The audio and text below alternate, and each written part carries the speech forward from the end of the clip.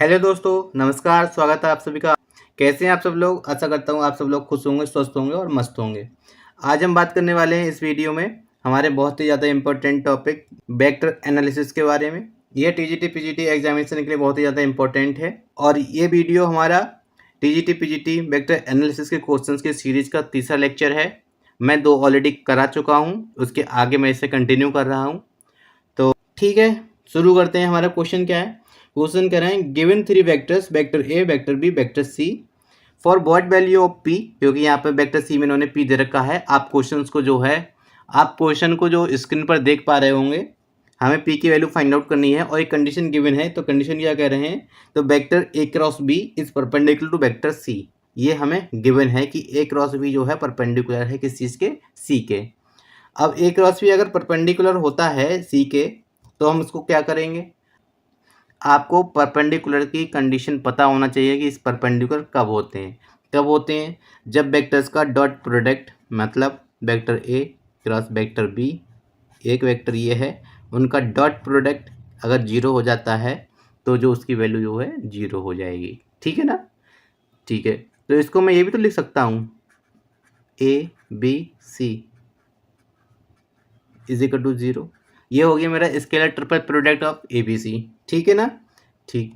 अब इसको सॉल्व कैसे करेंगे? अब इसको सॉल्व करना आपको आता ही होगा, बताने की ज़रूरत है नहीं। लेकिन एक इम्पॉर्टेंट पॉइंट ये है, जब भी हमें किसी भी वेरिएबल की वैल्यू फाइंड आउट करनी होती है तो मैंने आपको अपने पहले के लेक्चर्स में बताया है कि आप उसको हमेशा ही पहला वाला, मैं रिपीट करता हूँ, आप उसको हमेशा ही पहला वाला रो बनाएं। मतलब वेक्टर सी जो है as a first row work करेगा। तो मैं इसको क्या करूँगा? P3 -1 सबसे पहले ले लूँगा। वजह आपको पता ही होगी, जिससे कि मेरा P जो है सिंगल पोजीशन पे मिले, अलग अलग पोजीशन पर ना मिले। बाकी आपकी मर्जी है, उसके बाद कोई सा भी आप रख लीजिए। 2 -1 1। ठीक है ना? आगे से सॉल्व करते हैं। तो आगे सॉल्व करेंगे, क्या आएगा? P टाइम्स इसकी मल्टीप्लाई माइनस इसकी मल्टीप्लाई, तो कितना हो जाएगा? 1 - 2 डेट इज माइनस का 1। ठीक है, -3 टाइम्स, ओके, इसकी मल्टीप्लाई 1, इसकी मल्टीप्लाई प्लस का 4 डेट इज 5, -1 टाइम्स इसकी मल्टीप्लाई माइनस का 1, इसकी मल्टीप्लाई माइनस का 2 डेट इज माइनस का 3। ठीक है ना? ठीक है, तो P इज इक्वल टू क्या आएगा हमारा? माइनस का 15 और प्लस का 3 डेट इज P की जो वैल्यू है वो कितनी होगी? माइनस का 12। ठीक, ऑप्शंस दे रखे हैं, डेट इज हमारा option number C is the right answer. Option number C is the right answer. आप क्वेश्चन को स्क्रीन पर देख पा रहे होंगे। हमारा अगला क्वेश्चन है, कह रहे हैं find the angle between the vector A and vector B such that mod of A plus B equal होगा mod of A minus B के। तो मैं आपको सबसे पहले एक चीज़ बता देना चाहता हूँ, कभी भी आपको ये लिखा हुआ मिल जाए सॉल्व मत करना। अगर आपको सब कुछ प्रूव ही करना है, सब कुछ सॉल्व करके ही लाना है, तो शायद टीजीटी पीजीटी आपके लिए एग्ज़ाम नहीं है। तो कुछ चीज़ें आप याद करने की कोशिश ज़रूर कीजिए। यहाँ पे दे रखा है कि mod of A plus B equal है mod of A minus B के। जब भी आपको ए प्लस बी और ए माइनस बी का मॉडस इक्वल मिल जाए, आपको करना क्या है? उसका आंसर π/2 लगा देना है। सॉल्व ही नहीं करना है आपको इसे। और अगर आपका तब भी मन कर रहा है सॉल्व करने का, ठीक है, करते हैं, क्या करेंगे? Squaring on both sides. ठीक है ना? तो यहाँ पे स्क्वायर लगाया, यहाँ पे स्क्वायर लगाया।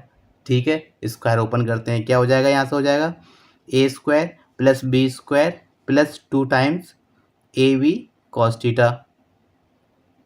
अगर थीटा एंगल है ए और बी के बीच का, तो हमने कोई जनरल एंगल ले लिया कि let theta be the angle between vector A and vector B.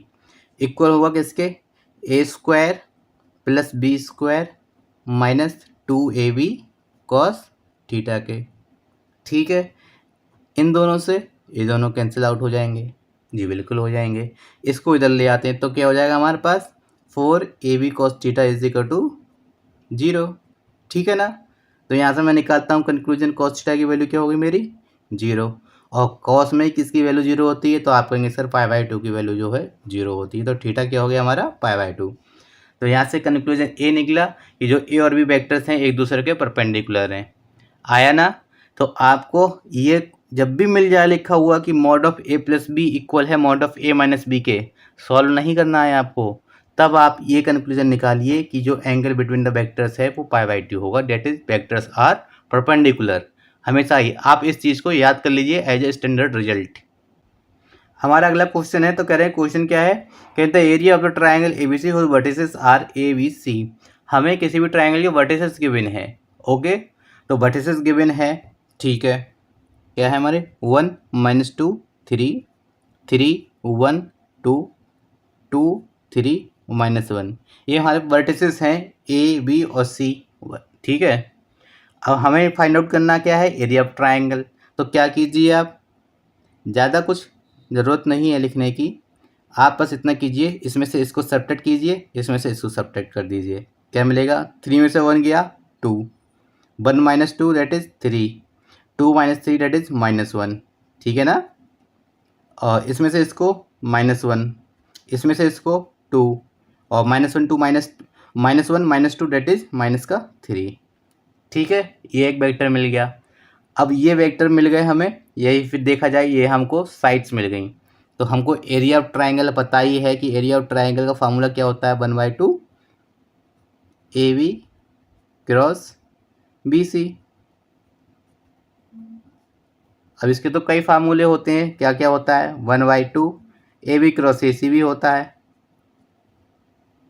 बराबर होगा किसके, 1/2 BC क्रॉस CA भी होता है।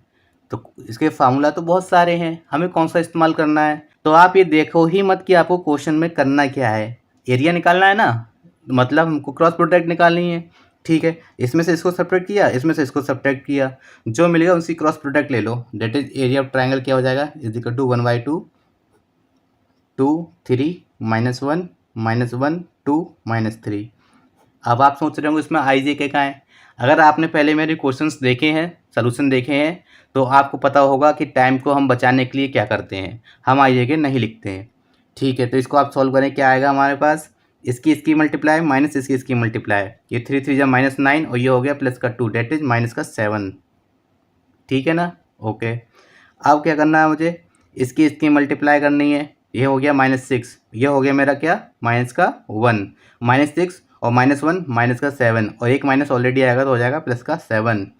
अब इसकी मल्टीप्लाई, 2 2 जा 4 -3 डेट इज 7। ठीक है ना, ये आ गया मेरा डेल्टा, और 1/2 तो मेरा चल ही रहा है। आप में से शायद अधिकतर लोगों को इसमें कुछ चीज़ समझ में नहीं आई होगी, ये मैंने यहाँ से क्यों कर दिया। आपको पता है ना कि इसमें यहाँ पे IJK भी लिखे जाते हैं, मैं IJK नहीं लिखता क्योंकि IJK लिखने में टाइम ज़्यादा कंज्यूम होता है, मुझे टाइम बचाना है।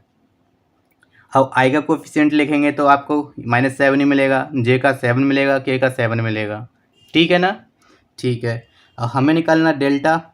ठीक है, तो अब इसका मॉड ले लीजिए, 1/2 अंडर रूट इसका स्क्वायर 7 का स्क्वायर प्लस 7 का स्क्वायर प्लस 7 का स्क्वायर, क्या हो गया 7/√3/2। That is option number D is the right answer.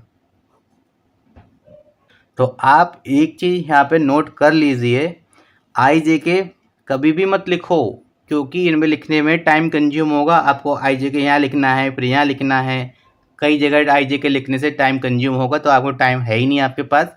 Short trick से या फिर शॉर्टकट तरीके से आपको सॉल्व करना है, टाइम कम से कम लगे। IJK मत लिखिए, अपने दिमाग में रखिए उनको कि IJK यहाँ पर हैं, आपको दिखने चाहिए IJK है यहाँ पर, हालांकि आपको लिखने नहीं है बस। हमारा अगला क्वेश्चन है, जैसा कि आप स्क्रीन पर देख पा रहे होंगे, क्वेश्चन क्या है, करें the projection of vector A on the vector B is given y। हमें इस वेक्टर पर प्रोजेक्शन फाइंड आउट करना है। कैसे करेंगे, आपको पता ही होगा कि अगर हमें प्रोजेक्शन फाइंड आउट करना है कि projection of vector A, projection of vector A to vector B, क्या फार्मूला होता है, vector A dot vector B cap. आपको ये पता होगा, ठीक है। लेकिन इसमें एक चीज़ और है, अगर मैं B कैप की वैल्यू लगा दूं इसमें तो क्या मिलेगा, मुझे मिलेगा vector A dot vector B upon mod of vector B, क्योंकि B कैप की जो वैल्यू होगी तो vector B upon mod of vector B तो होगी।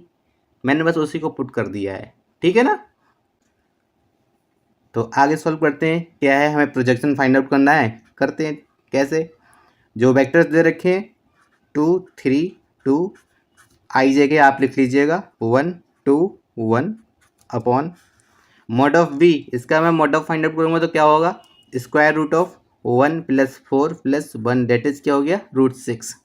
ठीक, इसकी मल्टीप्लाई 2 + 3 2 = 6 + 2 अपॉन √6।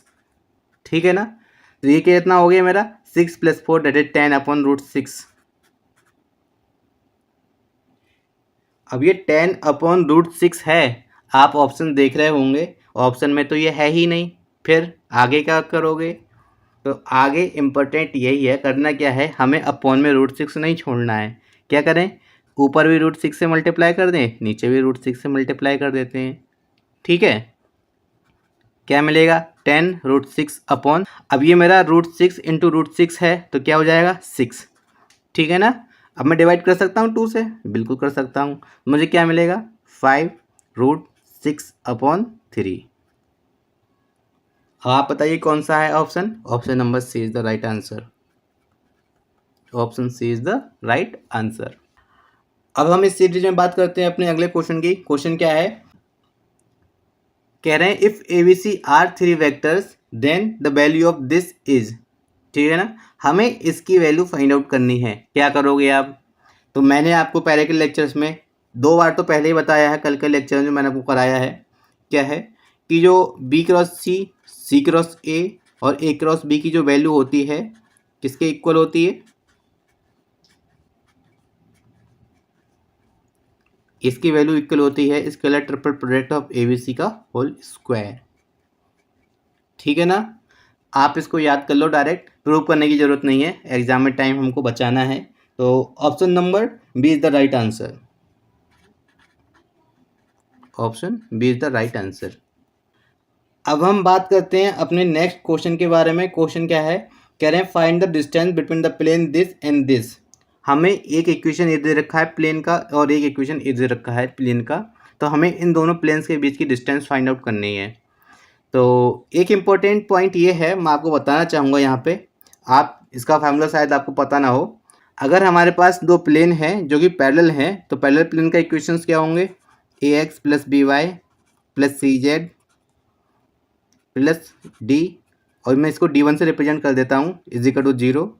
दूसरा है AX + BY + CZ + D2 = 0। ठीक है ना, आपको दिख रहा होगा ये दोनों पैरेलल प्लेन्स हैं, तो इनके बीच का जो डिस्टेंस होगा, ठीक है, वो किसके इक्वल होगा। सबसे पहले तो square root of A² + B² + C²। ठीक है, इतना तो है। उसके अलावा आपको क्या करना है, आपको करना है मॉड ऑफ D1 - D2। अगर आप मॉड लगाना चाहें तो आप मॉड लगा लीजिए, अगर मॉड लगाना नहीं चाहते हैं तो आप यहाँ पर डिफरेंस का साइन यूज कीजिए, क्योंकि हमें डिस्टेंस फाइंड आउट करनी है और डिस्टेंस हमारी कभी भी नेगेटिव नहीं होती है। तो अगर फाइनल आंसर में नेगेटिव आएगा भी तब भी हम उसको नेगलेक्ट कर देंगे, क्योंकि डिस्टेंस जो है हमेशा ही पॉजिटिव होती है। तो चाहो आप यहाँ पे मॉड लगा लीजिए, वरना यहाँ पे आप डिफरेंस का साइन लगाइए और बस बात खत्म हो जाती है। तो ये हमारा फार्मूला हो जाता है 2 पैरेलल प्लेन्स के बीच की डिस्टेंस फाइंड आउट करने का। अब आप सोच रहे होंगे सर यहाँ पर ABC तो कुछ दिख नहीं रहे हैं, वो कैसे मिलेंगे। तो आपको एक चीज़ और आनी चाहिए, अगर आपने 3D पढ़ा है, प्लेन को पढ़ा है, तो आपको पता होगा कि प्लेन का जो इक्वेशन होता है वेक्टर फॉर्म में वो क्या होता है और कोऑर्डिनेट ज्योमेट्री में इसकी वैल्यू क्या होती है। तो एक तरह से देखा जाए ABC की वैल्यू जो है ये वेक्टर दे रखा है वही होती हैं, और D की वैल्यू ये रही 5 और -8। क्योंकि अगर मैं आपको एक सॉल्व करके दिखा देता हूँ, इसको मैं अगर इस फॉर्म में लिखना चाहूँ तो कैसे लिखूँगा।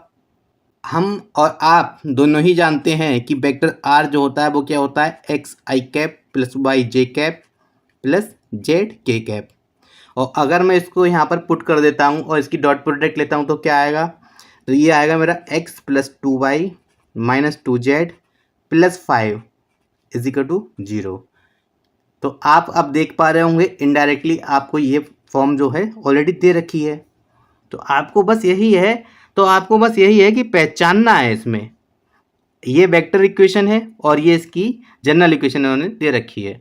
तो जनरल इक्वेशन का फार्मूला ये होता है, आपको बस इसको कन्वर्ट करना है और कन्वर्ट करने के चक्कर में आप पढ़ना ही मत, सीधे डी की वैल्यू ये रही और डी1 ये है और डी2 ये है, आपको यहाँ से इसकी वैल्यू फाइंड आउट कर लेनी है। कैसे करेंगे बताता हूँ मैं आपको।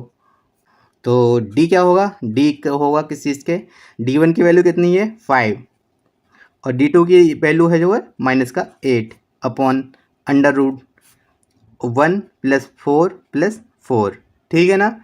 ठीक है, 8 + 5 कितना होता है हमारा 13 अपॉन, और ये हो जाएगा मेरा √9, that is 13/3 is the answer. कितना इजी था, बस आपको क्वेश्चन से डराया गया है, फॉर्म चेंज कर दी गई है जिससे कि आप जो है इसको अटेम्प्ट ही ना करें। Option number A is the right answer.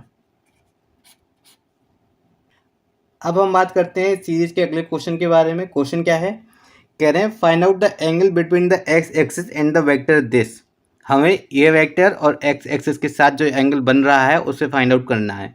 ठीक है, इंपॉर्टेंट कुछ खास है नहीं, ये क्वेश्चन जो है हमारा टीजीटी 2013 में पूछा गया है, इसलिए मैं आपको कराना चाहता हूँ।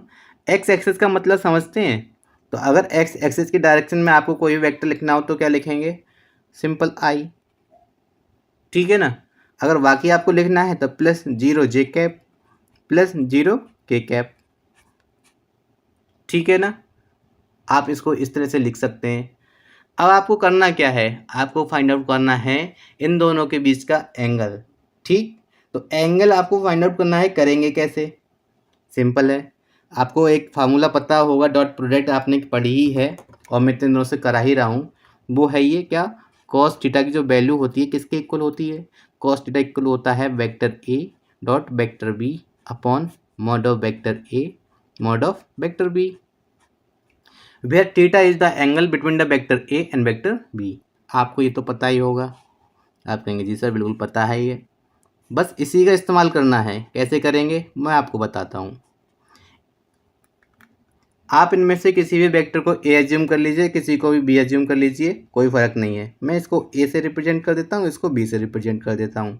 तो इन दोनों की मैं डॉट प्रोडक्ट फाइंड आउट करता हूँ। सबसे पहले कॉस थीटा की वैल्यू क्या हो जाएगी, तो इसकी इसकी मल्टीप्लाई हो जाएगी 2, इसकी इसकी 0, इसकी इसकी 0, ठीक है ना।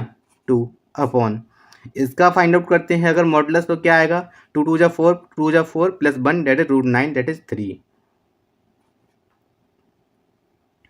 और हम बात करते हैं modulus of vector B, that is इसके मॉड की बात करते हैं, तो इसका मॉड क्या आएगा 1। तो कॉस थीटा की जो वैल्यू है क्या होगी 2/3, that is option number A is the right answer. Series का हमारा अगला सवाल है क्वेश्चन नंबर 27। क्या है, कह रहे हैं यदि दो बल, एक बल ये दे रखा है, एक बल ये दे रखा है, मतलब हमारे पास 2 फोर्सेस गिवन है F1 एंड F2, ठीक है। कह रहे हैं एक कण पर कार्यरत हैं जिसके कारण कण बिंदु इससे यहाँ तक डिस्प्लेस मतलब विस्थापित हो जाता है, तब बल के द्वारा किया गया कार्य याद करना है। मतलब हमें वर्क डन फाइंड आउट करना है कब, जब हमें 2 फोर्सेस हैं किसी भी पार्टिकल पर वर्क कर रहे हैं और उसको डिस्प्लेस कर रहे हैं कहाँ से, फ्रॉम ए टू बी। तो हमें जो है वर्क डन फाइंड आउट करना है, ठीक है। सबसे पहले क्या करते हैं, हम टोटल फोर्स फाइंड आउट करते हैं। टोटल फोर्स हमारा कितना होगा, टोटल फोर्स इक्वल होगा F1 + F2 के, ठीक है ना। हमारे पास 2 फोर्स अवेलेबल थे, हम दोनों को कंबाइन करके एक फोर्स बना लेंगे, क्या होगा 4 + 3 दैट इज 7, ठीक है। 7 I कैप +2 J कैप और माइनस का 4 K कैप, ये हो गया हमारा टोटल फोर्स, ठीक है ना। इतना करने के बाद अब हम क्या करते हैं, हम सबसे पहले फाइंड आउट करते हैं ए बी, क्योंकि हमको पार्टिकल जो है ए से बी तक ले जाना है, या फिर जो फोर्स है उसके द्वारा उस पार्टिकल को ए से बी तक हमने डिस्प्लेस किया है। तो हम ए बी फाइंड आउट करेंगे, कैसे करेंगे, v - a मतलब दिस माइनस दिस, क्या होगा 4 I cap +2 J cap -2 K cap, ठीक है ना। इतना तो आप सभी को आता ही होगा। अब इसके बाद हमें क्या करना है, अब हमें क्या करना है, हमें सबसे पहले फाइंड आउट करना है फार्मूला क्या होता है वर्क डन का। तो वर्क डन होता है F × AB कर लीजिए, ठीक है ना। और इसके बाद हम क्या करेंगे, इन दोनों की डॉट प्रोडक्ट फाइंड आउट कर लेंगे, तो कितना हो जाएगा 7 4 जा 28, ठीक है, +4 माइनस और माइनस माइनस प्लस हो जाएगा 4 2 जा 8, ठीक है। तो अब कितना हो जाएगा ये 28 + 12 that is 40 units. That is option number C is the right answer. Option C is the right answer. Series का हमारा अगला सवाल है क्वेश्चन नंबर 28। क्वेश्चन क्या है, कह रहे हैं if mod of A is equal to this and mod of A minus B is equal to this and mod of A plus B is equal to this then find the modulus of vector B.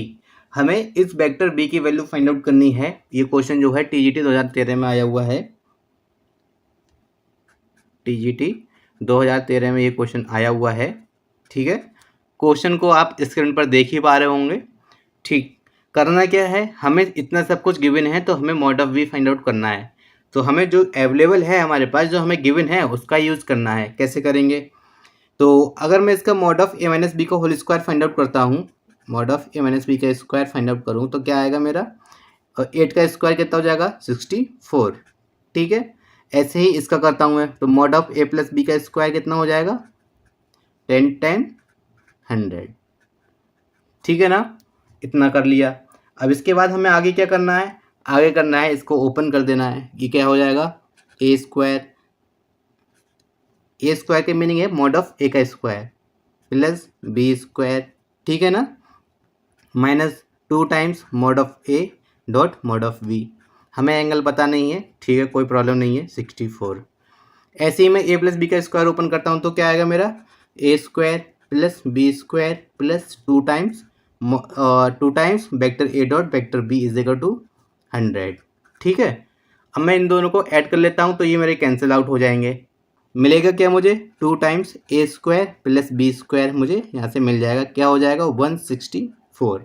ठीक है, तो ए square की value कितना हो जाएगा 25 plus B square is equal to कितना हो जाएगा 8 और 2, क्योंकि हमने 2 से इसको डिवाइड भी कर दिया। ठीक है ना, ठीक, आगे सॉल्व करते हैं। क्या आएगा बी स्क्वायर की वैल्यू, तो B square is equal to 82 minus 25 कितना आ जाएगा,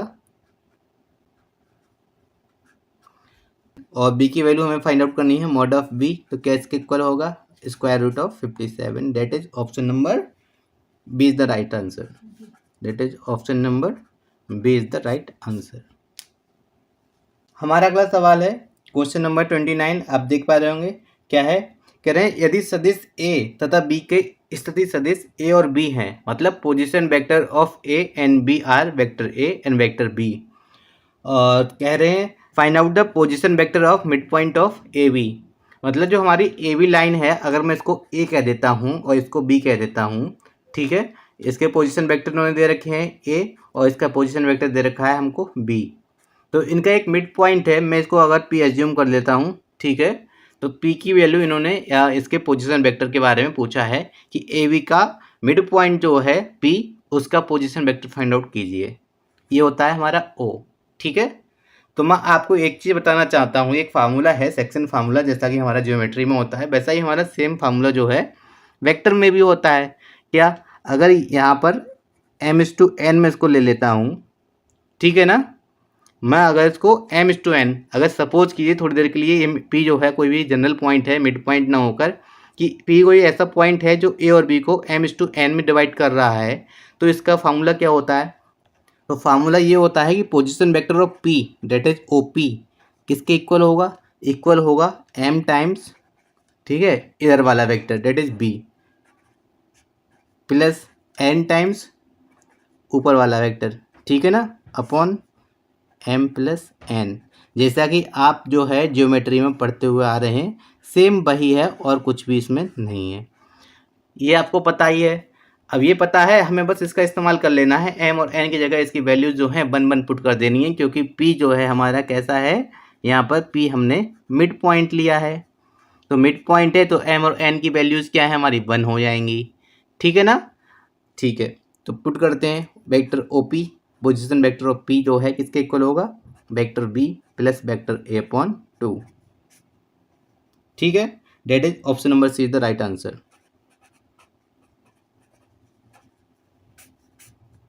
इंपॉर्टेंट ये है सेक्शन फार्मूला आपको पता होना चाहिए वेक्टर्स में क्या होता है। हमारा अगला क्वेश्चन है, कह रहे हैं the vector this and this and this are, मतलब ऑप्शंस दे रखे हैं कि यार ये लीनियरली डिपेंडेंट है कि लीनियरली इंडिपेंडेंट है, linearly dependent as well as linearly independent है या नन ऑफ दीज। मतलब हमें इसकी डिपेंडेंसी या इंडिपेंडेंसी ही प्रूव करनी है। तो आपको पता होना चाहिए वेक्टर्स की डिपेंडेंसी या इंडिपेंडेंसी कैसे प्रूव करते हैं। तो आप सबसे पहले पता होना चाहिए, आपने पढ़ा होगा, हमने मैट्रिसेस में भी पढ़ा है कि अगर डेल्टा फाइंड आउट करते हैं, डेल्टा की वैल्यू अगर जीरो आ जाती है, ठीक है, अगर डेल्टा की वैल्यू जीरो आ जाती है तब क्या वो कहलाते हैं हमारे वेक्टर्स डिपेंडेंट। ठीक है, और नॉन जीरो आती है तो इंडिपेंडेंट हो जाएंगे। ठीक है, डेल्टा क्या है, डेल्टा क्या है, डेल्टा है scalar triple product of these vectors. ठीक है ना, ठीक है, तो आगे फाइंड आउट करना है हमें इसका स्केलर ट्रिपल प्रोडक्ट। ठीक, 1 -2 1 2 1 -1 7 -4 1। ठीक है, इसकी वैल्यू देखते हैं क्या आएगी। इसकी मल्टीप्लाई माइनस इसकी मल्टीप्लाई कितना हो जाएगा, 1 -4 दैट इज -3। ठीक है ना, -3 प्लस 2 टाइम्स क्या आएगा, प्लस 2 टाइम्स इसकी मल्टीप्लाई 2, इसकी मल्टीप्लाई 7, तो 7 + 2 दैट इज 9, प्लस 1 टाइम्स इसकी मल्टीप्लाई -8, इसकी मल्टीप्लाई -7, तो कितना हो जाएगा, -15। ठीक है, तो ये कितना आ गया, -3 प्लस का 18 -15 डेट इज 0। डेल्टा हमारा 0 आ गया, और डेल्टा अगर 0 है तो हम क्या कह सकते हैं, जो वेक्टर्स हैं वे कैसे होंगे हमारे, तो vectors are linearly dependent. That is option number A is the right answer. Option A is the right answer. Series का हमारा अगला सवाल है, क्वेश्चन नंबर 31 क्या है, कह रहे हैं let vector A and vector B then mod of A plus B equal है mod of A plus mod of B holds for lambda. मतलब हमें लैम्डा की वैल्यू फाइंड आउट करनी है कब, जब ये कंडीशन जो है होल्ड हो रही है, मतलब ये कंडीशन सेटिस्फाई हो रही है, तो हमें लैम्डा की वैल्यू फाइंड आउट करनी है। सबसे पहले हमें जो अवेलेबल है वो हम फाइंड आउट कर लेते हैं। क्या है कि हमें करना क्या है, हमें इन दोनों का पहले सम फाइंड आउट करना है कि mod of A plus B के लिए A plus B find out करना जरूरी है। तो ए प्लस बी किसके इक्वल होगा, इन दोनों को ऐड कर लेते हैं, कितना हो जाएगा, 2 प्लस ये 2 आई कैप है, 2 आई cap plus 2 J cap plus 1 plus lambda A cap. ठीक है ना, ठीक है, और अब क्या करेंगे, इनके मॉडुलस फाइंड आउट कर लेंगे। तो क्या आएगा इसका, स्क्वायर रूट ऑफ 4 + 4 + 1 + लैम्डा का होल स्क्वायर, ये इसका मॉडुलस है। और मॉड ऑफ ए क्या होगा, 1 + 1 + लैम्डा का square plus mod of B क्या होगा, ये हो जाएगा हमारा स्क्वायर रूट ऑफ 3। ठीक है, ये कितना हो गया हमारा, 8 + 1 + लैम्डा का होल स्क्वायर, ठीक है, इज इक्वल टू 2 + लैम्डा का होल स्क्वायर प्लस √3। ये इसकी वैल्यू हमें गिवन है। तो हमसे क्या पूछा है, हमसे पूछा है कि लैम्डा की वैल्यू क्या होगी। अब क्या हम इसको यहाँ से सॉल्व करके लैम्डा की वैल्यू फाइंड आउट नहीं कर सकते हैं। ये क्वेश्चन टीजीटी 2010 में आया हुआ है। ठीक है, तो हमें करना क्या है, आगे करना ये है, जो ऑप्शंस दे रखे हैं हमें उसकी वैल्यूज पुट करनी है, क्योंकि इन स्क्वायर रूट्स को कैंसिल आउट करने के लिए स्क्वायर करें दोनों साइड में, उसके बाद एक बार और स्क्वायर करें, उससे अच्छा है जो हमारे पास ऑप्शंस हैं क्यों ना उसका इस्तेमाल किया जाए। जैसे लैम्डा की वैल्यूज उन्होंने दे रखी हैं कि लैम्डा की वैल्यू 1 है, 2 है, या फिर जितने भी है हम लगा के देखते हैं। सबसे पहले लैम्डा इज इक्वल टू -1 उन्होंने दे रखा है ऑप्शन नंबर ए में। तो लैम्डा इज इक्वल टू -1 हम पुट करते हैं, कैसे करेंगे, ये पुट कर दिया यहाँ पे तो 0 हो जाएगा, तो ये हो जाएगा स्क्वायर रूट ऑफ 8। यहाँ पे पुट किया 1 तो हो जाएगा हमारा √3 प्लस √3 डेट इज 2√3। ये दोनों इक्वल नहीं हुए, 8 + 1 + लैम्डा का होल स्क्वायर, ठीक है ना, does not is equal to 2 + lambda का स्क्वायर प्लस √3। ठीक है, अब हमारा केस सेकंड क्या है कि उन्होंने कहा है कि लैम्डा की वैल्यू जो है -1 की जगह लैम्डा की वैल्यू +1 पुट करके देखते हैं। ठीक है ना, +1 पुट करते हैं, क्या हो जाएगा यहाँ पे 1 जैसे ही यहाँ पर पुट करते हैं तो हमारा हो जाएगा 2, और 2 का स्क्वायर कितना हो जाएगा 4। ठीक है, तो 8 + 4 that is √12 is equal to √3 + √3। ठीक है ना, और मैं इसको क्या लिख सकता हूँ 2√3 इज इक्वल होगा 2√3 के। सेटिस्फाई हुआ ना। तो लैम्डा की वैल्यू क्या है हमारी 1, that is option number B is the right answer. हमें इतना बड़ा सॉल्व ही नहीं करना है क्योंकि हमारे पास ऑप्शंस गिवन है। लैम्डा की वैल्यू -1 है, लैम्डा की वैल्यू 1 है, या फिर उन्होंने कहा है कोई भी रियल वैल्यू नहीं हो सकती। हमने 1 पुट करके देखा, सेटिस्फाई हो गया तो ठीक है, तो आंसर यही होगा। हमारा अगला क्वेश्चन है, कह रहे हैं क्या, if A be any vectors such that this into this plus this into this plus this into this, इसकी वैल्यू हमको फाइंड आउट करनी है। और ए कोई भी इन्होंने जनरल वेक्टर दे रखा है, तब कहा है इसकी वैल्यू किसके इक्वल होगी। कुछ भी गिवन नहीं है, बस ये कहा है सिंपल एक वेक्टर है आपके पास और इसकी वैल्यू आप फाइंड आउट कीजिए। ठीक है, और सबसे पहली बात, हम लोग बचना चाहते हैं क्रॉस प्रोडक्ट से, क्योंकि क्रॉस प्रोडक्ट थोड़ा सा लंबा हो जाता है। तो यहाँ पर तो हम देख पा रहे होंगे 3 क्रॉस प्रोडक्ट हैं, है या नहीं है जी, बिल्कुल आपको दिख रहे होंगे। लेकिन मैंने इससे पहले वाले लेक्चर में आपको बताया था, जब भी आपको इस तरह से कुछ लिखा हुआ दिख जाए, आप क्या करना, समेशन का इस्तेमाल करना। ठीक है, मैं इसको कैसे लिख सकता हूँ, mod of vector A cross vector I cap का स्क्वायर। ठीक है, इस पूरे को सॉल्व करके या शॉर्ट फॉर्म में मैं ये लिख सकता हूँ। अब क्या मैं ए क्रॉस आई फाइंड आउट नहीं कर सकता, नहीं बिल्कुल फाइंड आउट कर सकता हूँ। कैसे करेंगे, यहाँ से हम फाइंड आउट करते हैं क्या, सबसे पहले हमें फाइंड आउट करना है A cross I, vector A cross vector I cap का मॉडुलस फाइंड आउट करना है। ठीक है ना, मॉडुलस फाइंड आउट कर लेंगे। अभी तो फिलहाल सिर्फ इतना ही फाइंड आउट करना है, इसे मॉड हटाइए, ब्रैकेट बना देता हूँ मैं। तो ए क्रॉस आई फाइंड आउट करना है, ए की जगह क्या, ए नहीं लिख सकता मैं, A1 A2 A3। ठीक है, तो यहाँ पर मैं एक चीज़ लिख देता हूँ, let vector A is equal to A1 I cap plus A2 J cap plus A3 K cap. ए जो है जनरल वेक्टर है, तो मैंने उसमें A1 A2 A3 करके इंक्लूड कर दिया है, और आई है तो इसकी वैल्यू क्या होगी, मतलब 1 0 0। आपको पता है आई जे के मैं लिखूंगा नहीं, क्योंकि मेरे करने का तरीका थोड़ा अलग है। क्या आएगा आपको पता होगा, यहाँ पर आई जे के हैं, ठीक है, आप उसको छोड़ दीजिए। इसकी मल्टीप्लाई इससे, इसकी मल्टीप्लाई इससे 0, ठीक है ना, इसकी मल्टीप्लाई इससे, इसकी मल्टीप्लाई इससे, माइनस का A3 date is A3 J cap. अगर मैं यहाँ पर आई कैप जे कैप के कैप भी लिख देता हूँ, तब आप शायद बेहतर तरीके से समझ पाएंगे। आई का कोफिशिएंट 0 हो जाएगा, जे कैप का कोफिशिएंट जो है वो क्या होगा हमारा, इसकी मल्टीप्लाई 0 माइनस इसकी मल्टीप्लाई A3, और एक माइनस ऑलरेडी होगा तो इसका प्लस का A3। अब के कैप का कोफिशिएंट क्या होगा, के कैप का कोफिशिएंट होगा इसकी मल्टीप्लाई माइनस इसकी मल्टीप्लाई, डेट इज माइनस का A2 के कैप। ठीक है ना, इतना आप समझ गए। अब मैं यहाँ से एक चीज़ और फाइंड आउट करता हूँ, वो क्या है, वो है कि mod of vector A cross I cap. इसका मैं मॉडुलस फाइंड आउट करूँ तो मॉडुलस मुझे क्या मिलेगा, अच्छा इसका मॉडुलस का स्क्वायर ही फाइंड आउट करते हैं हम। तो मॉडुलस का स्क्वायर क्या मिलेगा, A3 square plus A2 square. ठीक है ना, आपको अगर इतना समझ में आ गया, इसका मतलब जो है क्वेश्चन सॉल्व हो गया। क्योंकि अब हम करेंगे क्या, ऐसे ही सिमिलरली मैं अगर पुट करता हूँ, समेशन का इस्तेमाल करके सॉल्व करूँ, या फिर मैं इसे लिख दूँ vector A cross vector J cap का स्क्वायर वेक्टर ए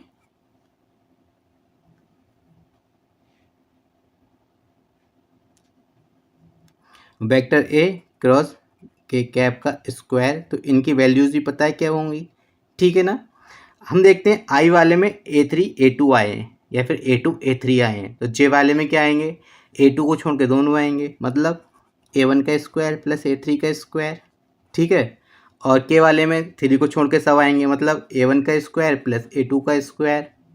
ठीक है ना, ये हो गए, बस इतना हो गया। इसके बाद इस क्वेश्चन में कुछ भी है नहीं, समेशन है, समेशन को ओपन करते हैं तो क्या करेंगे, इनकी वैल्यूज हमें पुट कर देनी है डायरेक्ट, और कुछ भी नहीं करना है। तो वैल्यूज पुट करेंगे, क्या होंगी, a1 square plus a2 square plus a3 square, ये मिलेगा हमें 2 बार, क्योंकि आप देख पा रहे होंगे ए के वन स्क्वायर यहाँ से है, ए के वन स्क्वायर यहाँ से है, ऐसे ए टू स्क्वायर एक ये है, ए टू स्क्वायर एक ये है, सेम ए थ्री है, तो 2 टाइम्स ये सारे मिल पा रहे होंगे, तो मैं इसको लिख सकता हूँ 2a स्क्वायर, ठीक है ना, क्योंकि ये मॉड ऑफ ए को रिप्रेजेंट कर रहा है। अगर मैं ए का मॉडुलस फाइंड आउट करता हूँ, a1 square plus a2 square plus a3 square, वही तो ये है, तो मॉड ऑफ ए के स्क्वायर को रिप्रेजेंट कर रहा है। कह सकता हूँ मैं option number D is the right answer. Solve आपको एक करना है, बाकी 2 जो हैं वो आपको सिमिलरली करके लिख देने हैं। इस सीरीज का हमारा अगला क्वेश्चन है क्वेश्चन नंबर 33। क्या कह रहे हैं, कह रहे हैं if the vectors vector A and vector B ये दे रखे हैं, तो हमसे लेमडा की वैल्यू पूछी है, लेकिन क्या लेमडा की वैल्यू किसके इक्वल है, तो projection of vector A on vector B upon projection of vector B on vector A, ये जो है लेमडा की वैल्यू है, तो लेमडा की वैल्यू हमसे इन्होंने पूछी है।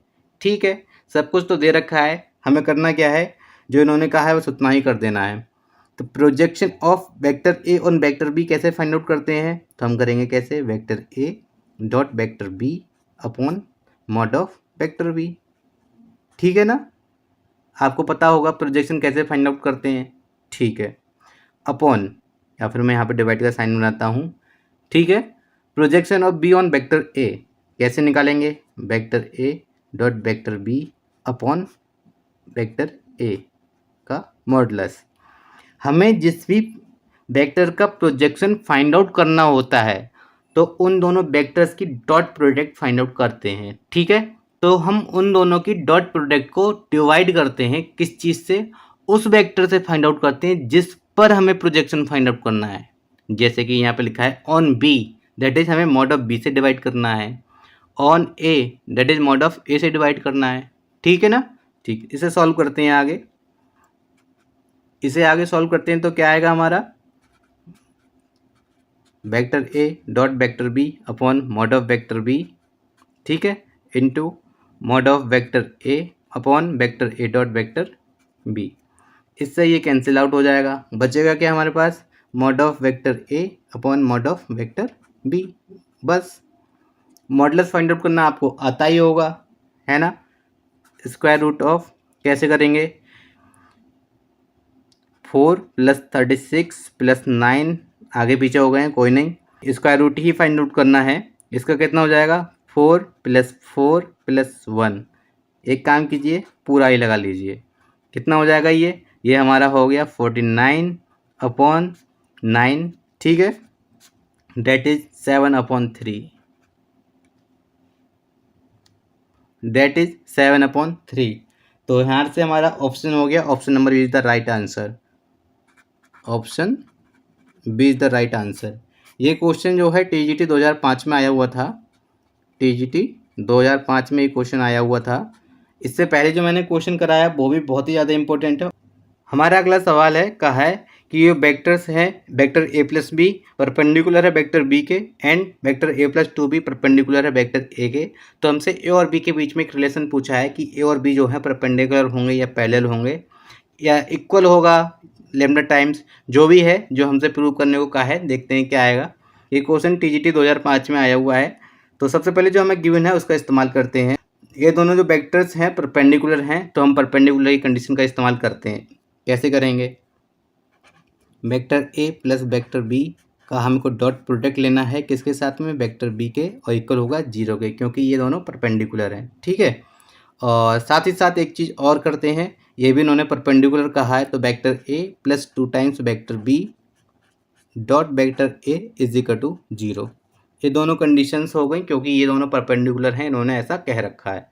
दोनों को ओपन करते हैं हम, क्या आएगा हमें, तो यहाँ से मिल जाएगा vector A dot vector B plus B square that is mod of B है, इज इक्वल टू होगा 0 के, तो ये हो जाएगा हमारा A square plus 2 times vector B dot vector A, ठीक है ना, इज इक्वल टू 0, इतना कर लिया।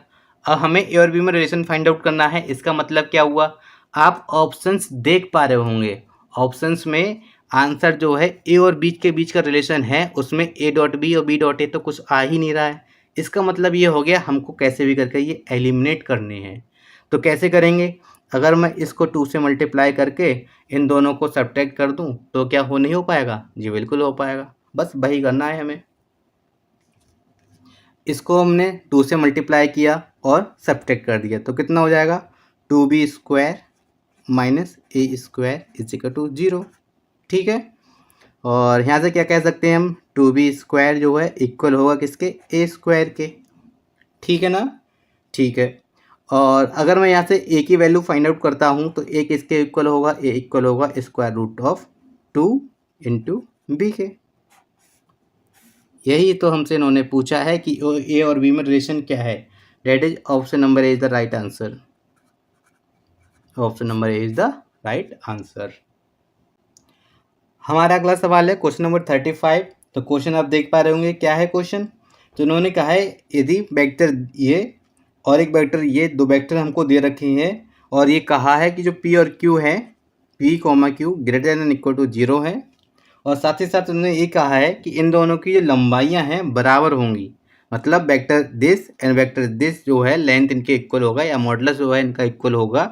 तो हमसे पूछा है p और q के कितने मानों के लिए इनकी जो लेंथ है वो इक्वल होगी। लेंथ का मतलब समझते हैं, इनका मॉडुलस जो है। तो इन्होंने क्या कहा है? Length of vector this equal होगा लेंथ ऑफ वेक्टर दिस। मतलब क्या हुआ? मैं इसका मॉड निकाल लूँ। इसको अगर मैं ए कह दूँ वेक्टर ए और इसको अगर वेक्टर बी कह दूँ तो इन्होंने हमसे क्या कहा है? ये हमको गिवन है कि मॉड ऑफ वेक्टर ए, ठीक है ना, इक्वल है मॉड ऑफ वेक्टर बी के। ये हमको गिवन है। और अगर इनके मॉड इक्वल हैं तो मैं ये नहीं कह सकता हूँ कि इनके मॉड के स्क्वायर भी इक्वल होंगे। मतलब इसका स्क्वायर और इसका स्क्वायर ये भी इक्वल होगा, है ना? जी बिल्कुल स्क्वायर इक्वल होगा। तो हम क्या करते हैं, सबसे पहले इनका मॉडुलस ही फाइंड आउट कर लेते हैं। क्या आएगा हमारा? p² + 9 + 16, ठीक है, इक्वल होगा किसके? q + 25। और आपको पता होगा इन दोनों का सम 25 भी आता है। दैट इज p² + 25 इक्वल होगा q टाइम्स + 25। 25 से 25 कैंसिल आउट हो गया तो हमें एक रिलेशन मिला यहाँ से। आप देख रहे होंगे रिलेशन क्या है कि जो p² है इक्वल होगा किस चीज़ के? q के। p² इक्वल है किस चीज़ के? q के। ठीक है ना? ये क्वेश्चन इम्पोर्टेंट है, TGT 2005 में आया है। इम्पोर्टेंट क्यों है? इम्पोर्टेंट इसलिए है जो ये इसकी लैंग्वेज है ऑप्शंस की, उसकी वजह से ये इम्पोर्टेंट है। पहला ऑप्शन इन्होंने क्या कहा है? कह रहे हैं कि ये कंडीशन सेटिस्फाई होगी p और q के सभी मानों के लिए। क्या ये सही है कि p और q के मान में कुछ भी रख दूं, क्या ये हमेशा ही इक्वल रहेगा? आप सोच रहे होंगे शायद हाँ या ना। ठीक है, मैं आपको बताता हूँ। अगर मैं p की वैल्यू 1 पुट करता हूँ तो मुझे q की वैल्यू क्या मिलेगी? 1। ठीक है। p की वैल्यू 2 पुट करता हूँ तो q की वैल्यू मुझे क्या मिलेगी? 4। ठीक है, ठीक है ना? ओके। ऐसे ही मैं एक चीज़ देखता हूँ कि q की वैल्यू मुझे 2 तो मिलेगी ही नहीं। क्यों? अब अगर इन दोनों की वैल्यूज़ में देखूँ, सभी मानों की बात कर रहे हैं, तो q की वैल्यू अगर मैं यहाँ से 2 ले लूँ या माइनस का ले लूँ तो स्क्वायर तो कभी माइनस होता ही नहीं है। तो इससे कंक्लूजन ये निकला कि ये कंडीशन होल्ड होगी लेकिन p और q के सभी मानों के लिए नहीं होगी। फिर क्या होगा? हमारा ऑप्शन ए तो हो नहीं सकता। दैट इज जो ऑप्शन ए है इन्होंने दे रखा है हमको, वो ऑप्शन तो हो नहीं सकता। क्यों? क्योंकि अगर मैं q की वैल्यू नेगेटिव ले लेता हूँ तो स्क्वायर कभी नेगेटिव नहीं होता। ठीक है, तो ये सभी मानों वाला तो कैंसिल हो गया। अब हम बात करते हैं इसके ऑप्शन नंबर बी के। तो कह रहे हैं कि सीमित मानों के लिए, ऑप्शन बी कह रहे हैं सीमित मानों के लिए कि p और q के कुछ सेलेक्टेड पॉइंट्स ही हैं या सेलेक्टेड वैल्यूज होंगी जिसके लिए एक क्वांटिटी जो है या ये रिलेशन जो है होल्ड होगा। ठीक है ना? अब मैं आपको एक चीज़ बताना चाहता हूँ कि एक चीज़ आप ये देखिए, p की वैल्यू मैं प्लस में रखूँ या माइनस में रखूँ। ठीक, जैसे +-1 या +-2, q की वैल्यू तो सेम मिलेगी। नहीं समझ में आया? अगर मैं प्लस माइनस दोनों ही रख लेता हूँ इसकी जगह, square is equal to q, तो मुझे q की वैल्यू क्या मिली? दोनों ही केस में 1 मिली। अगर p की वैल्यू 1 रखता हूँ तब भी मुझे q की वैल्यू 1 मिल रही है और -1 पुट करता हूँ तब भी मुझे इसकी वैल्यू 1 मिल रही है। इक्वल तो हो गए ना ये? जी आप कहेंगे बिल्कुल इक्वल हो गए। ठीक है, तो ये दोनों इक्वल हो गए, ठीक, अच्छी बात है। तो ऐसे ही कितने सारे पेयर्स होंगे, जैसे कि मैं +-2 ले लूँ, +-3 ले लूँ, +-4 ले लूँ, +-5 ले लूँ।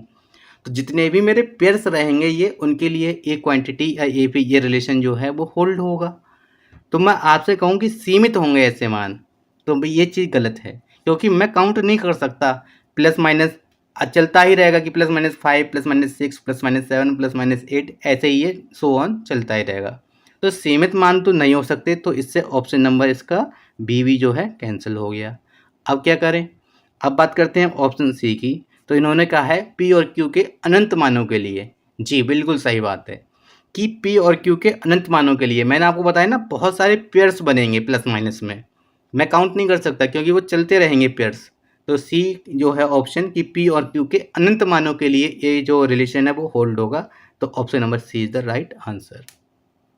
हमारा अगला क्वेश्चन है। क्वेश्चन क्या कह रहे हैं? कह रहे हैं इफ़ ओ ए और ओ बी जो दो वेक्टर्स दे रखे हैं, और हमसे कहा है कि ओ सी एक ऐसा पॉइंट है सी, ठीक है, जो ए बी लाइन पर हमको दे रखा है कि एक पॉइंट है, और एक चीज़ और दे रखी है कि एंगल ए ओ बी, मतलब ये वाला जो है ए ओ बी, ये एंगल जो है समद्विभाजित होता है, मतलब बाइसेक्ट हो रहा है इस लाइन से। जो ओ सी लाइन है, O C line angle A O B, इसको अब एक बार फिर से समझिए। ओ सी लाइन जो है एंगल ए ओ बी को बाइसेक्ट कर रहा है, ठीक है, बाइसेक्ट कर रहा है। इसका मतलब ये हो गया कि जो सी पॉइंट है ए बी को 1:1 रेशियो में डिवाइड कर रहा है, that is C is the mid point of A and B, ठीक है। अब मिड पॉइंट है तो आपसे ओ सी ही इन्होंने पूछा है। मैंने आपको अभी थोड़ी देर पहले पिछले क्वेश्चन में ओ सी फाइंड आउट करने का तरीका आपको बताया कैसे किया था, कि आप O A plus O B find out कर लीजिए। 1:1 है ना, तो this into this plus this into this upon 2, upon में 2 आ जाएगा, ऊपर इन दोनों का सम आ जाएगा। तो 3 + 1 दैट इज 4 आई कैप, और इसकी +4 जे कैप, और इसका माइनस का 4 के कैप, ठीक है। ओ सी मेरा क्या हो गया? 2 आई कैप प्लस 2 जे कैप माइनस का 2 के कैप। ईजी है, बस लैंग्वेज है, लैंग्वेज में घूमने की ज़रूरत है नहीं आपको, थोड़ा सा फोकस कीजिए और क्वेश्चन ईजी हैं। तो हमारा ऑप्शन है, option number D is the right answer, none of these. Option D, none of these. बढ़ते हैं हम अपने अगले क्वेश्चन की तरफ। हमारा अगला क्वेश्चन, क्वेश्चन नंबर 37 क्या है? कह रहे हैं the angle between vector A and vector B is π/6, then the angle between the vector 2a and 3b is. तो हमें 2a और 3b के बीच का एंगल फाइंड आउट करना है, ठीक है। ये क्वेश्चन आपका TGT 2005 में आया है। इम्पोर्टेंट क्वेश्चन है, सिर्फ और सिर्फ लैंग्वेज की वजह से, क्योंकि इसकी लैंग्वेज ऐसी दे रखी है इन्होंने। एक बात मैं आपको बता देना चाहता हूँ कि अगर किसी भी वेक्टर में 2 टाइम्स, 3 टाइम्स, 4 टाइम्स या फिर n टाइम्स जितना भी किया जाए, अगर हमको ए और बी के बीच का एंगल फाइंड आउट करना है या ऑलरेडी गिवन है, मतलब angle between A and B, दो वेक्टर्स हैं, never changes on changing the magnitude of vectors, magnitude of vectors। अगर आपने मेरी ये एक लाइन याद रखी तो आप इसका आंसर जो है बिना सॉल्व किए ला सकते हैं, कि जो वेक्टर्स हैं हमारे पास ए और बी दे रखी हैं, उसके बीच का एंगल π/6 है।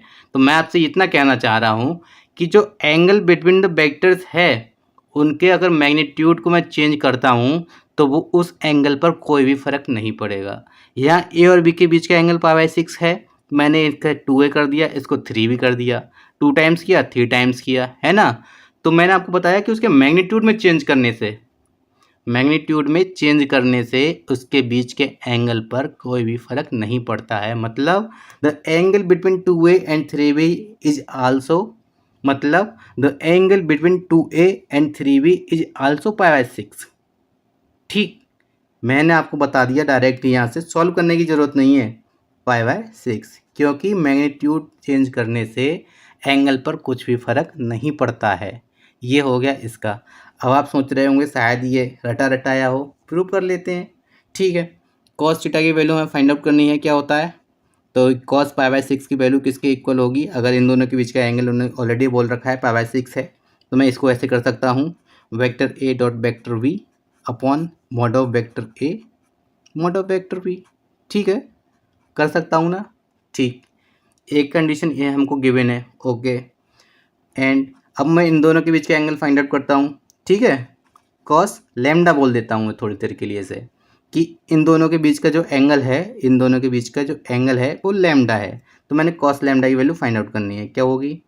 तो 2a.3v upon mod of 2a mod of 3v। हो गया नहीं होगा, आप कहेंगे जी बिल्कुल होगा। ठीक है, इतना आपने समझ लिया तो मतलब क्वेश्चन ख़त्म है। अब क्या करूँ मैं, कॉस लैम्डा की value, cos lambda is equal to, आप एक देख पा रहे होंगे ये 2 और 3 तो मॉडुलस से बाहर आ जाएंगे, तो 2 और 3 ऊपर से कैंसिल आउट भी हो जाएंगे, तो बचेगा क्या, vector A dot vector B upon mod of vector A mod of vector B. ठीक है ना। तो हम एक चीज़ यहाँ से नोट करते हैं कि इसकी वैल्यू तो हमें ऑलरेडी गिवन है, तो यहाँ से कह सकता हूँ मैं क्या, कि कॉस π/6 जो है इक्वल होगा किस चीज़ के, कॉस लैम्डा के। नहीं कह सकता जी, बिल्कुल कह सकता हूँ। फिर यहाँ से मुझे लैम्डा की वैल्यू क्या हो गई, lambda is equal to π/6 on comparing. ठीक है, लैम्डा की वैल्यू क्या हो गई, π/6। ठीक है ना। तो यहाँ से कंक्लूजन ये निकला कि अगर वेक्टर्स के मैग्नीट्यूड में मैंने चेंज किया, 2a और 3b किए, उसके बावजूद भी जो एंगल है उनके बीच का वो π/6 ही रहा, चेंज नहीं हुआ। बस वही मैंने आपको एक लाइन में लिखाया है, the angle between vector A and vector be never changes on changing the magnitude of vectors. जो वेक्टर हैं उनके मैग्नीट्यूड में चेंज करने पे उनके बीच के एंगल पर कोई भी फर्क नहीं पड़ता है, एंगल हमेशा ही सेम रहेगा। अब हम बात करते हैं सीरीज के अगले क्वेश्चन के बारे में। क्वेश्चन क्या है आप देख पा रहे होंगे, कह रहे हैं if the vector alpha and gamma are perpendicular to each other then alpha vector alpha cross beta cross gamma and alpha cross beta cross gamma are. ये दोनों परपेंडिकुलर हैं ऐसा हमसे कह रखा है। इन वेक्टर्स के बारे में पूछा है कि इनका क्या रिलेशन रहेगा, ये परपेंडिकुलर हैं या फिर कैसे पैरेलल हैं, तो वो हमको फाइंड आउट करना है। ये क्वेश्चन जो है TGT 2004 में आया है, TGT 2004 में ये क्वेश्चन आया है, इम्पोर्टेंट है क्योंकि इसमें थोड़ी सी ट्रिक है, बस इससे ज़्यादा कुछ भी नहीं है। अगर आप ट्रिक को समझ लेते हैं तो ये क्वेश्चन बहुत ही अच्छा है, ईजी है। सबसे पहले जो गिवन है उसका इस्तेमाल करते हैं। गिवन क्या है कि alpha is perpendicular to gamma, मतलब क्या हो गया, vector alpha dot vector gamma की जो वैल्यू है वो क्या होगी, 0। इसे 1 कह देता हूँ मैं। मैंने कुछ किया नहीं, अभी तक सिर्फ जो गिवन था उसी को कंडीशन लिख लिया। अब क्या करूँगा मैं, जो चीज़ गिवन है इनकी वैल्यूज भी पहले फाइंड आउट कर लेता हूँ कि इसकी वैल्यूज़ क्या होंगी। मतलब vector alpha cross beta cross gamma, ठीक है ना। इसकी वैल्यू क्या होगी, इसकी वैल्यू इक्वल होगी किसके, vector alpha dot vector gamma, बाहर आ जाएगा वेक्टर बी, ठीक है, minus vector alpha dot vector beta और बाहर आ जाएगा वेक्टर गामा। है या नहीं है, आप कहेंगे बिल्कुल। और इक्वेशन 1 का मैं इस्तेमाल करता हूँ तो ये पोर्शन मेरा 0 हो जाएगा, तो मुझे वैल्यू मिलेगी माइनस का vector alpha dot vector beta और बाहर आ जाएगा वेक्टर गामा, ठीक है। अब मैं इसमें आगे बात करता हूँ, जो मेरा दूसरा पार्ट है उससे ले लेता हूँ मैं, वो क्या है, alpha plus beta sorry alpha cross gamma.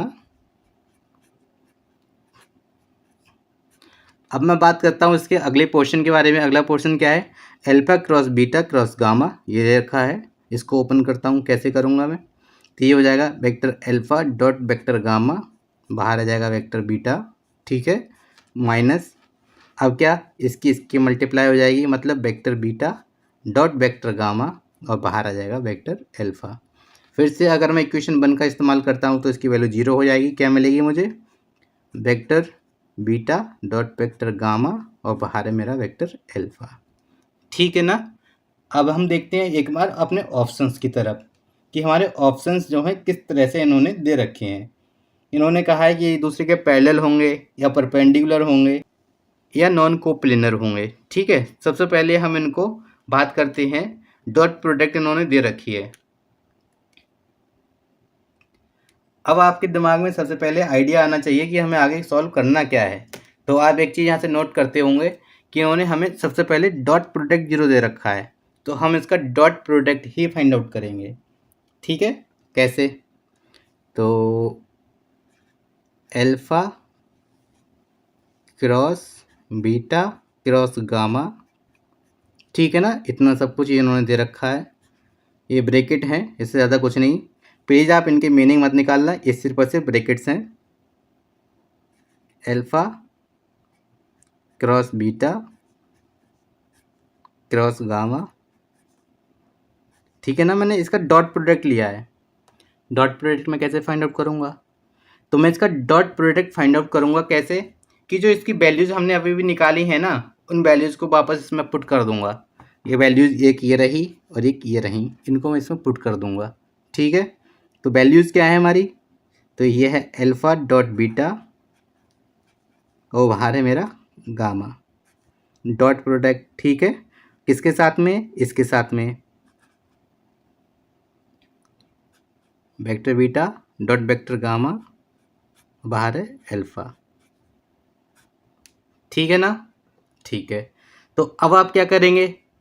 आपको एक चीज़ पता होगी कि डॉट प्रोडक्ट के बाद हमें एक न्यूमेरिकल वैल्यू मिलती है। डॉट प्रोडक्ट करने पर हमें हमेशा ही एक न्यूमेरिकल वैल्यू मिलती है। तो एक न्यूमेरिकल वैल्यू ये रही, एक न्यूमेरिकल वैल्यू ये रही। समझिए, आप क्वेश्चन में यही ट्रिक है कि आप इसको आगे सॉल्व कैसे करते हैं। आप इस क्वेश्चन को समझिए, क्योंकि इस क्वेश्चन में ट्रिक यही है कि आप इस क्वेश्चन को आगे सॉल्व कैसे करते हैं। यहाँ तक तो आप ले आएंगे, इसके बाद जो करना है वो इम्पोर्टेंट है। क्या? डॉट प्रोडक्ट में हमें हमेशा ही एक स्केलर क्वांटिटी या फिर एक नंबर ही मिलता है। यहाँ पर भी एक नंबर मिलेगा, एक यहाँ पर भी नंबर मिलेगा। तो ये नंबर हैं, ये नंबर्स को हम डॉट प्रोडक्ट से अलग कर सकते हैं या नहीं कर सकते हैं? क्योंकि नंबर्स में आप डॉट लगाइए क्रॉस लगाइए, क्या ही फ़र्क पड़ता है? कुछ फ़र्क नहीं पड़ेगा ना। तो इसको क्या है, बीच का जो डॉट प्रोडक्ट है ये इम्पोर्टेंट है। तो इससे इन दोनों को अलग करता हूँ। कैसे करूँगा? Vector alpha dot vector beta, ये एक सर, और ये चीज़ है एक तरफ, और ये vector beta dot vector gamma, एक न्यूमेरिकल वैल्यू ये रही, ये एक तरफ। और डॉट प्रोडक्ट इस बार हमारी हो जाएगी किसकी? गामा डॉट एल्फ़ा की। डॉट प्रोडक्ट हमारी किसकी हो जाएगी? Vector gamma dot vector alpha. और इसकी वैल्यू तो इन्होंने ऑलरेडी 0 दे रखी है। इसकी वैल्यू इन्होंने 1 में 0 दे रखी है ऑलरेडी, तो इसकी टोटल वैल्यू क्या हो जाएगी? 0। और अगर मेरे दो वेक्टर्स की डॉट प्रोडक्ट 0 है, इसका मीनिंग आप समझते हैं क्या है? मीनिंग ये हो गया कि वेक्टर्स आर परपेंडिकुलर। ठीक है ना? वेक्टर्स मेरे कैसे होंगे? परपेंडिकुलर होंगे, क्योंकि इनका डॉट प्रोडक्ट जो है 0 आया है। तो option number B is the right answer. Option B is the right answer. तो हमसे इन्होंने एक चीज़ ये पूछी है कि ये वेक्टर्स हैं, एक वेक्टर ये दे रखा है, एक वेक्टर ये दे रखा है और एक ये दे रखा है, ये किस टाइप का ट्रायंगल फॉर्म कर रहे हैं? कि ये कोई इक्विलैटरल ट्रायंगल फॉर्म कर रहे हैं, एस्केलेंस ट्रायंगल फॉर्म कर रहे हैं, या फिर एक हमारा राइट एंगल या फर्स्ट एंगल ट्रायंगल फॉर्म कर रहे हैं? हमें बस ये फाइंड आउट करना है।